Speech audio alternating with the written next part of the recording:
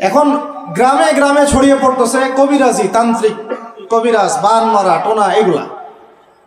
যে করবে সেও মুশরিক, যে ওখানে গিয়ে ধন্না দেয় সেও মুশরিক। হ্যাঁ, যে করবে সে তো মুশরিক হয়ে গেছেই।